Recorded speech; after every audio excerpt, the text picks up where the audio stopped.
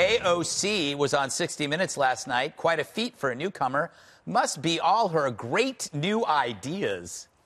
People are going to have to start paying their fair share in taxes. Once you get to like the tippy tops, on your 10 millionth dollar, sometimes you see tax rates as high as 60 or 70%. What an expression. Now, the real story isn't AOC's very old ideas. It's the media's gushy view of her. Even with her old ideas, she gets on 60 Minutes. The past is called the future, and you better love it. Take AOC's delightful dancing video from last week. The media created a fake story that conservatives attacked her over this delightful trifle. Not really. In fact, the only stories written about the dance were by liberals using it to falsely smear the right. So the press creates a shield around her in which any criticism must be due to sexism or bigotry, when in fact it's in their heads and not ours. But the strategy works by preventing real criticism about her actual beliefs, which are retreads of horrible ideas from previous centuries. Socialism with a smile, fascism among friends, Venezuela meets vegan. The sad news is that we have proof of such utopian nightmares. Sadder news, so many young people don't care. Socialism is a brand that happily reinvents itself with every naive generation. AOC's fans like to say she's living in our heads like Pharrell Williams singing Happy. But in fact, it's the policies that live in our heads, and they should live there, because we know so many people who've been brutalized by such ideas. When you hear someone talk about socialism like it's a fun new way to pay down my college debt, you gotta scream. Just prepare to be called awful things for doing so. Today, pointing out the evil of the past makes you the bane of the present. You know, Jesse, you know what I love? Here's the left. Suddenly they want to return to the 1950s. That's a great point. I mean, all of her ideas are straight out of the socialist playbook. I do think she's very talented on social media, and she's got a big following. But she's now a member of Congress as a Democrat, and there's certain rules as a Democrat that you have to play by. Now, she's just a freshman. She has to realize Pinocchios are for Donald Trump. She can't be so sloppy. She's getting fact-checked all the time by the Washington Post. Did you really? I mean, you're putting her down by comparing her to Trump? No, I'm saying that the only reason... No, he's complimenting her. Getting this attention...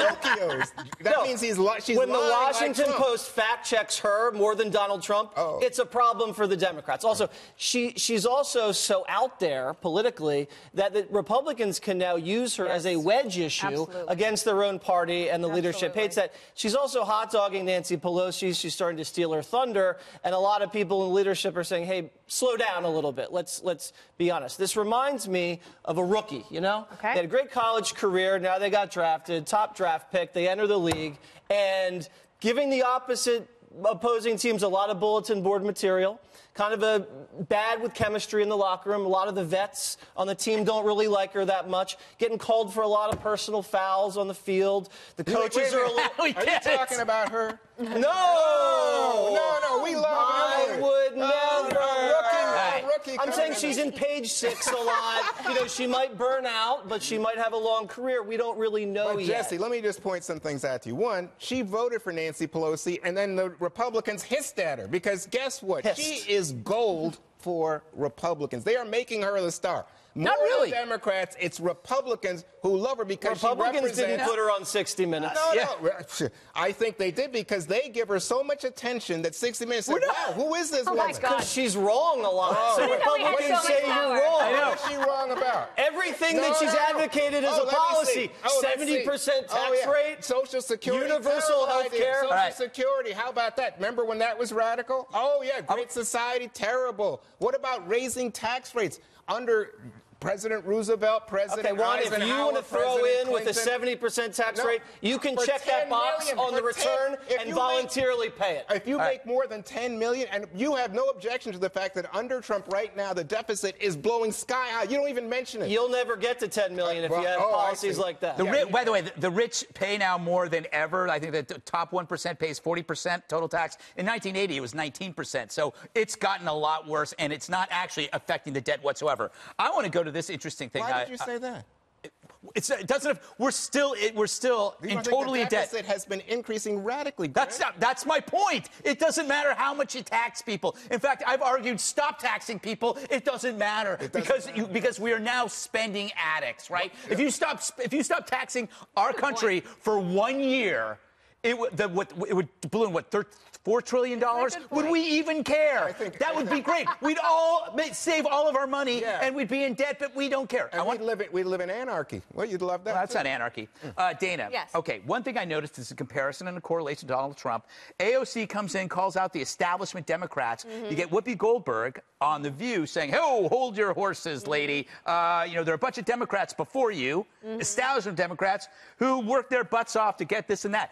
Isn't that a pretty fair But people that were voting for Democrats in deep blue districts like AOC's were definitely saying that, like, they're done with the status quo. Think of all the Bernie bros. Yeah. The Bernie bros wanted something. They didn't want Hillary Clinton. Hillary Clinton didn't win because not enough Democrats wanted her to come out and win. I knew that Nancy Pelosi at some point would be eclipsed by this younger generation. I just didn't know it would happen in 3 days. Yeah. Wow. That's pretty interesting. The other thing is AOC beat one of Pelosi's most ardent allies in the Congress. She owes Pelosi nothing. Yeah. And yes, she might, but I do think Jesse makes a great point.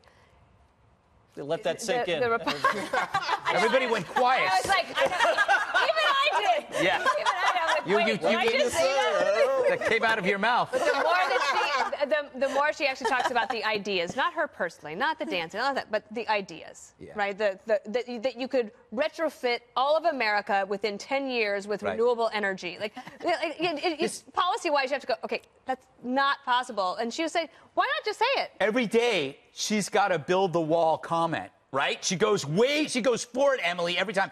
I think the upside is when she's talking about, like, socialism in Sweden, or she's talking about 70% rates, it reminds other people to go read up on this stuff and find out the truth. Yeah. Totally. Which in Sweden, it's a violent reality. Yeah. Sweden is absolutely going down in flames. There's parallel societies. Yes. ABBA left. ABBA left. Well, that's true. I got to give Greg one. The violent crimes there have risen by 40%. Like, Oh, yeah, because it's zero. There's nothing.